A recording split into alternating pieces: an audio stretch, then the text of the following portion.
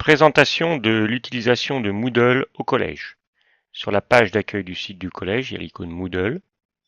On tombe sur une page hébergée par le rectorat de Dijon. Là, l'élève doit se connecter, saisir son identifiant, son mot de passe et connexion. Il tombe sur une page dans laquelle il voit apparaître les cours auxquels il est inscrit. Alors, quelques exemples. Dans le cours sur le réseau du collège, il y a plusieurs leçons qu'il va pouvoir faire progressivement. Alors, par exemple d'activité, le réseau du collège. Là, l'élève a une activité où il a un lien, un petit descriptif avec un lien, il va cliquer dessus. Donc il tombe sur une page avec une vidéo qu'il peut regarder, et il peut la regarder plusieurs fois, autant de fois qu'il le veut. Une fois qu'il a fini, il rentre dans la partie exercice, et là il a des questions.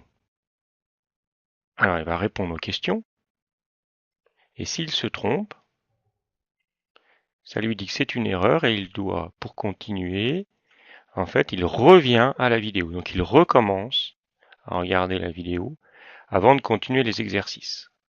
Ça l'oblige comme ça à bien comprendre avant de pouvoir terminer.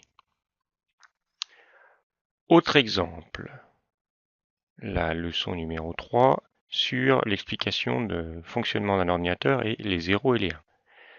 Dans cette leçon, l'élève a accès à une vidéo. Quand il clique, elle s'ouvre en fenêtre surgissante.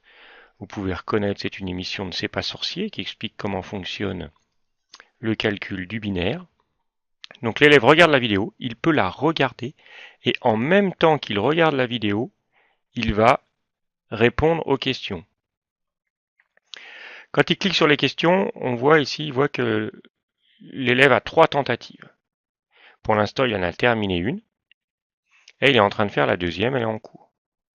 Alors s'il veut, il peut continuer donc la dernière tentative qu'il faisait. Donc ici, on voit la série de questions. Si je reprends, voilà, première question par exemple, on a une question ici à choix multiples.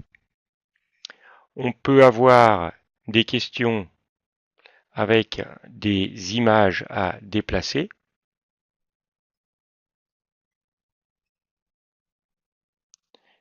Et après, l'élève progressivement, dans l'avancement de son exercice, va devoir transformer des chiffres binaires en chiffres hexadécimales et l'inverse.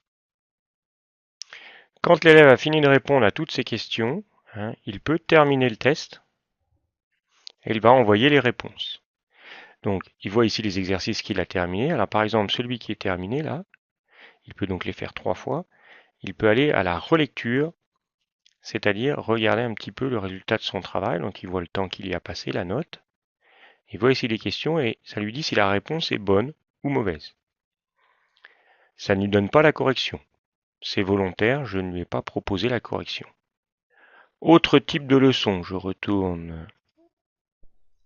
Alors ici, l'élève doit télécharger des documents. Là, c'est une carte mentale. Ensuite, l'élève va devoir regarder ici des petites vidéos qui expliquent comment fonctionne le logiciel de carte mentale.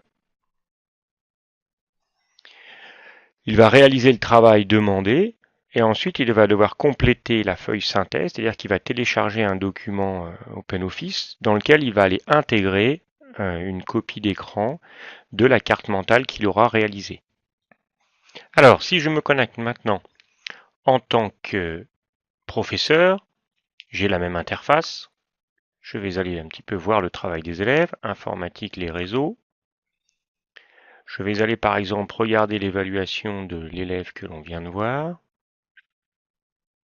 Je rentre dans l'évaluation, je vais dans la partie administration et résultats. Donc élève 1, on voit qu'il a fait ses 2 tentatives. La première, la même note que tout à l'heure, je peux aller voir l'évaluation de l'élève. Donc je vois son travail, ce qu'il a répondu. Je vois la première fois qu'il a répondu, la deuxième fois, etc. Et je peux, si je veux, faire un commentaire sur son travail et lui laisser ici une petite note. Je peux aussi, je retourne sur la leçon, je peux aussi aller dans l'administration, rapport, achèvement d'activité. Je peux sélectionner la classe, 5e C par exemple, et là je vais voir l'avancement de tous les élèves. Je vois comme ça d'un seul coup les élèves à qui il manque des activités, et on voit clairement sur cette carte que certains élèves avancent beaucoup plus vite que d'autres, d'où l'intérêt de ce travail en autonomie où chaque élève peut avancer à son rythme.